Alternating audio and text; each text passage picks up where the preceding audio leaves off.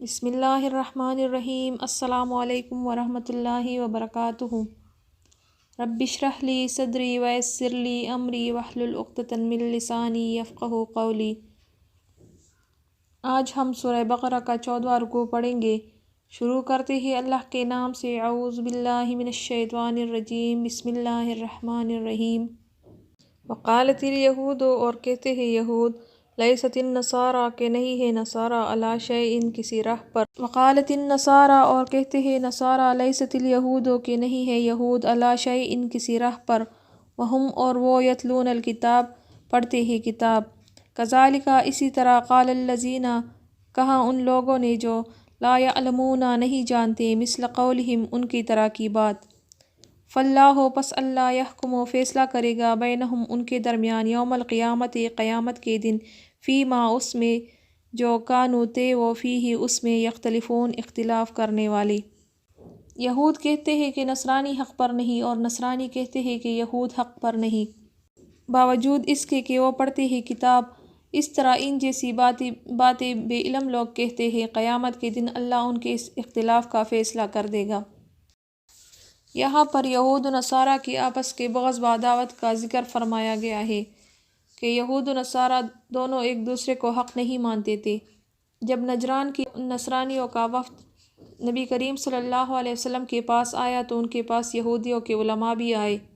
اس وقت ان لوگوں نے ایک دوسرے کو گمراہ بتایا، حالانکہ دونوں اہل کتاب ہے۔ تورات میں انجیل کی تصدیق اور انجیل میں تورات کی تصدیق موجود ہے۔ اگلے یہود و نصارہ دین حق پر قائم تھے، لیکن پھر بدعتوں اور فتنوں کی وجہ سے ان کا دین ان سے چھن گیا۔ اب نہ یہود ہدایت پر تھے اور نہ نصرانی ہدایت پر تھے۔ پھر یہاں ان کو فرمایا گیا کہ اختلاف کا فیصلہ قیامت کے دن اللہ تعالیٰ کرے گا، یعنی مومنوں اور یہودیوں اور صابئیوں اور نصرانیوں اور مجوسیوں اور مشرکوں میں قیامت کے دن اللہ تعالیٰ فیصلہ فرمائے گا۔ اللہ تعالیٰ ہر چیز پر گواہ ہے اور اللہ تعالیٰ ہر چیز کو دیکھنے والا ہے، وہ حق کے ساتھ فیصلہ کرے گا۔ ومن اظلم، اور کون سب سے بڑا ظالم ہے، ممن، اس سے، منع، جو منع کرے، مساجد اللہ، اللہ کی مسجدوں سے، ان یذکر، کہ ذکر کیا جائے، فیہا، اس میں، اسمہ، نام اللہ کا، وسعی، اور کوشش کرے، فی خرابہا، اس کے خراب کرنے میں۔ اولئک، وہی لوگ، ما کان لہم، نہیں ہے ان کے لیے، ان یدخلوہا، کہ داخل ہو اس میں، الا، مگر، خائفین، ڈرتے ہوئے۔ لہم، ان کے لیے، فی الدنیا، دنیا میں، خزی، رسوائی ہے، ولہم، اور ان کے لیے، فی الآخرۃ، آخرت میں، عذاب عظیم، عذاب بڑا ہے۔ یعنی اس شخص سے بڑھ کر ظالم کون ہے جو اللہ کی مسجدوں میں اللہ کے ذکر کیے جانے کو روکے اور ان کی خراب کرنے میں کوشش کرے۔ ایسے لوگوں کو خوف کھاتے ہوئے ہی ان میں جانا چاہیے، ان کے لیے دنیا میں بھی رسوائی ہے اور آخرت میں بھی بڑے عذاب ہے۔ اس آیت کی تفسیر میں دو قول ہے، ایک تو یہ کہ اس سے مراد نصارہ ہے، دوسرا یہ کہ اس سے مراد مشرکین ہے۔ یعنی نصرانی بھی بیت المقدس کی مسجد میں پلیدی ڈالتے تھے اور لوگوں کو اس میں نماز ادا کرنے سے روکتے تھے۔ بخت نصر ایک بادشاہ تھا جس نے بیت المقدس کی خراب ہونے کے لیے اس پر چڑھائی کی تھی، تو ان نصرانیوں نے اس کا ساتھ دیا تھا اور اس کی مدد کی تھی۔ اسی طرح مشرکین نے بھی رسول اللہ صلی اللہ علیہ وسلم کو حدیبیہ والے سال کعبۃ اللہ سے روکا تھا، حالانکہ یہ امن کی جگہ تھی۔ باپ اور بھائی کے قاتل کو بھی یہاں کوئی نہیں چھیڑتا تھا، اور ان کی کوشش یہی تھی کہ ذکر اللہ اور حج و عمرہ کرنے والی مسلم جماعت کو روک دے۔ ان مشرکوں پر دنیا کی رسوائی بھی آئی، جس طرح انہوں نے مسلمانوں کو روکا، ان کو جلا وطن کیا، اس کا پورا بدلہ انہیں ملا۔ یہ بھی روکے گئے، جلا وطن کیے گئے، اور ابھی اخروی عذاب باقی ہے، کیونکہ انہوں نے بیت اللہ شریف کی حرمت توڑی، وہاں بت پٹائے، غیر اللہ سے دعائیں اور مناجاتیں شروع کر دی، ننگے ہو کر بیت اللہ کا طواف کیا، اور اگر اس سے مراد نصرانی لیے جائے تو بھی ظاہر ہے کہ انہوں نے بھی بیت المقدس کی بے حرمتی کی تھی۔ وَلِلَّهِ الْمَشْرِقُ، اور خاص اللہ کے لیے مشرق ہے، وَالْمَغْرِبُ، اور مغرب ہے، فَأَيْنَمَا، پس جس طرف، تولو، تم منہ کرو، فثم، پس وہاں ہی، وجہ اللہ، متوجہ ہے اللہ۔ ان اللہ، بے شک اللہ، واسع، کشادگی والا، علیم، بڑے علم والا ہے۔ اور مشرق و مغرب کا مالک اللہ ہی ہے، تم جدھر بھی منہ کرو ادھر ہی اللہ ہے۔ اللہ تعالیٰ کشادگی اور بڑے علم والا ہے۔ اس آیت میں نبی صلی اللہ علیہ وسلم اور آپ صلی اللہ علیہ وسلم کے ان اصحاب کو تسلی دی جا رہی ہے جو مکہ سے نکالے گئے تھے اور اپنی مسجد سے روکے گئے تھے۔ حضور صلی اللہ علیہ وسلم مکہ شریف میں نماز بیت المقدس کی طرف منہ کر کے پڑھتے تھے تو کعبۃ اللہ بھی سامنے ہی ہوتا تھا۔ جب مدینہ تشریف لائے تو 17 ماہ تک تو ادھر ہی نماز پڑھتے رہے، مگر پھر اللہ تعالیٰ نے کعبۃ اللہ کی طرف متوجہ ہونے کا حکم دیا۔ حضرت عبداللہ بن عباس رضی اللہ عنہ سے روایت ہے کہ قرآن میں سب سے پہلا منسوخ حکم یہی قبلہ کا حکم ہے۔ جب یہ آیت نازل ہوئی تو آپ نے بیت اللہ کی طرف متوجہ ہو کر نماز ادا کرنی شروع کی۔ مدینہ میں جب حضور صلی اللہ علیہ وسلم بیت المقدس کی طرف منہ کر کے نماز پڑھنے لگے تو یہود بہت خوش ہوئے، لیکن جب یہ حکم چند ماہ کے بعد منسوخ ہوا اور آپ صلی اللہ علیہ وسلم کو اپنی چاہت، دعا اور انتظار کے مطابق کعبۃ اللہ کی طرف منہ کر کے نماز پڑھنے کا حکم دیا گیا تو ان یہودیوں نے طعنے دینے شروع کر دیے کہ اب اس قبلہ سے کیوں ہٹ گئے۔ اللہ تعالیٰ نے یہ آیت اتاری کہ مشرق و مغرب کا مالک اللہ تعالیٰ ہی ہے، پھر آپ اعتراض کیوں کرتے ہو؟ وقالو اور کہتے ہیں اتخذ اللہ کہ رکھتا ہے اللہ تعالیٰ ولدن اولاد، سبحانہ پاک ہے وہ، بلکہ لہو اس کے لیے ما فی السماوات جو کچھ آسمانوں میں ہے، والارض اور زمین میں ہے، کل سب لہو اس کے لیے قانتون تابعدار ہے۔ بدیع السماوات نیا پیدا کرنے والا ہے آسمان کو، والارض اور زمین کو، وَإِذَا قَضَىٰ اور جب حکم کرتا ہے، امراً کسی کام کو، فَإِنَّمَا پس بے شک، یقول کہتا ہے، لہو اس کو، کن ہو جا، فیکون پس وہ ہو جاتا ہے۔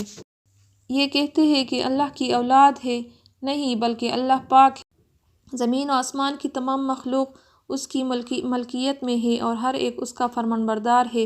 وہ زمین و آسمان کا ابتدا یعنی نیا پیدا کرنے والا ہے، وہ جس کام کو کرنا چاہے فرما دیتا ہے کہ ہو جا، پس وہ وہی ہو جاتا ہے۔ یہ دونوں آیتیں نصرانیوں، یہودیوں اور مشرکین کی تردید میں ہے جو اللہ کی اولاد بتاتے تھے۔ ان سے کہا جاتا ہے کہ زمین و آسمان وغیرہ تمام چیزوں کا مالک اللہ تعالیٰ ہے، ان کا پیدا کرنے والا، انہیں روزیہ دینے والا، ان کے اندازے مقرر کرنے والا، انہیں قبضے میں رکھنے والا، ان میں ہر تغیر و تبدل کرنے والا اللہ تعالیٰ ہی ہے، پھر بھلا اس مخلوق میں سے کوئی اس کی اولاد کیسے ہو سکتا ہے؟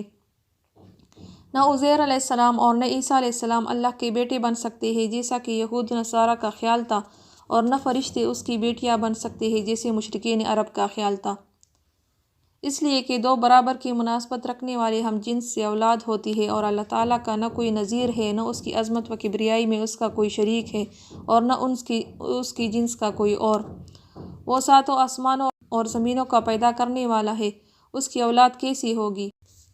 پھر فرمایا وہ آسمان و زمین کو بغیر کسی سابقہ نمونے کے پہلے ہی بار کی پیدائش میں پیدا کرنے والا ہے، یعنی نیا پیدا کرنے والا ہے، ابتدا سے پیدا کرنے والا ہے۔ اسی طرح جب اللہ کسی چیز کا ارادہ فرماتا ہے تو اسے کہہ دیتا ہے کہ ہو جا، پس وہ ہو جاتا ہے۔ یعنی ان آیتوں میں عیسائیوں کو نہایت لطیف پیرایہ میں یہ سمجھا دیا گیا ہے کہ حضرت عیسیٰ علیہ السلام بھی اسی کن کے کہنے سے پیدا ہوئے ہیں۔ اسی طرح دوسری جگہ فرمایا، یعنی حضرت عیسیٰ علیہ السلام کی مثال اللہ تعالیٰ کے نزدیک حضرت آدم علیہ السلام جیسی ہے، جنہیں مٹی سے پیدا کیا گیا، پھر فرمایا ہو جا تو وہ ہو گئے۔ اسی طرح عیسیٰ علیہ السلام کو بھی بغیر باپ کے پیدا کیا، اور یہ اللہ تعالیٰ کے لیے کوئی مشکل کام نہیں، وہ جو چاہے کر سکتا ہے۔ وقال الذین اور کہتے ہیں وہ لوگ لا یعلمون جو نہیں جانتے، لولا کیوں نہیں، یکلمنا اللہ بات کرتا ہے ہم سے اللہ، او تأتینا یا کیوں نہیں آتی آیت ہمارے پاس کوئی آیت۔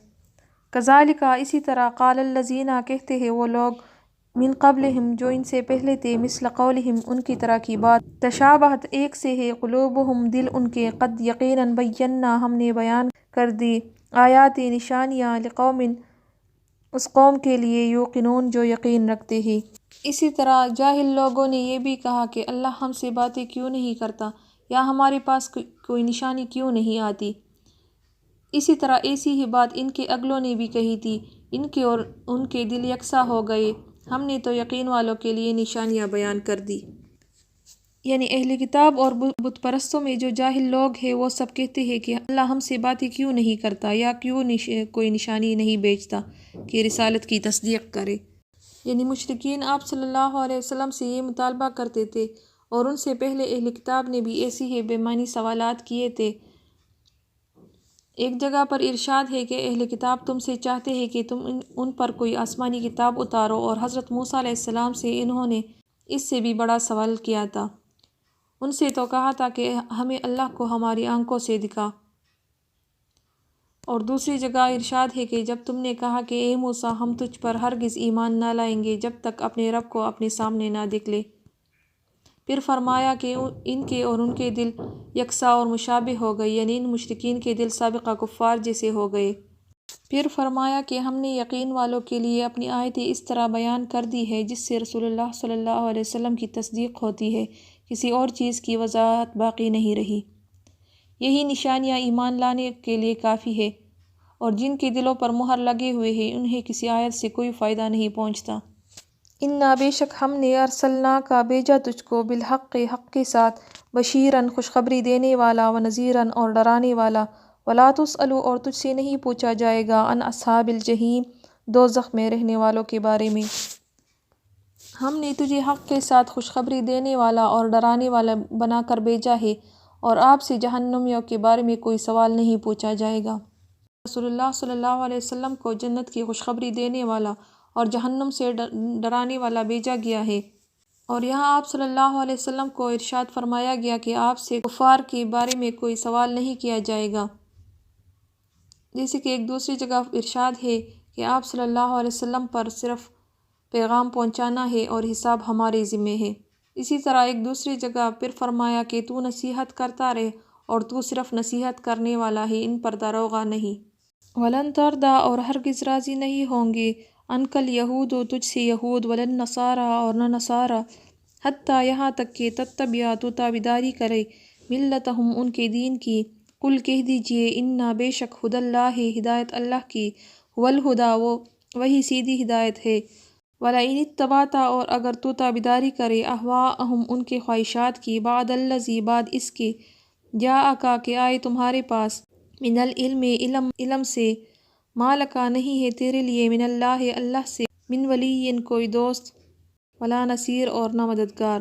الذین وہ لوگ آتیناہم الکتاب جن کو دیا ہم نے کتاب، یتلونہ وہ پڑھتے ہیں اس کو، حق تلاوتہ جو حق ہے اس کے پڑھنے کا، اولئک وہی لوگ، یؤمنون ایمان لاتے ہیں، بہ اس پر، ومن یکفر اور جو کوئی انکار کرتا ہے، بہ اس کا، فاولئک پس وہی لوگ، ہم الخاسرون وہ نقصان پانے والے ہیں۔ ان تجھ سے یہود و نصارہ ہرگز راضی نہیں ہوں گے جب تک کہ تو ان کے مذہب کا تابع نہ بن جائے۔ تو کہہ دے کہ اللہ کی ہدایت ہی صحیح ہدایت ہے، اور اگر تو نے باوجود اپنے پاس علم آ جانے کے پھر ان کی خواہشات کی پیروی کی تو اللہ کے ہاں نہ تیرا کوئی ولی ہوگا اور نہ کوئی مددگار ہوگا۔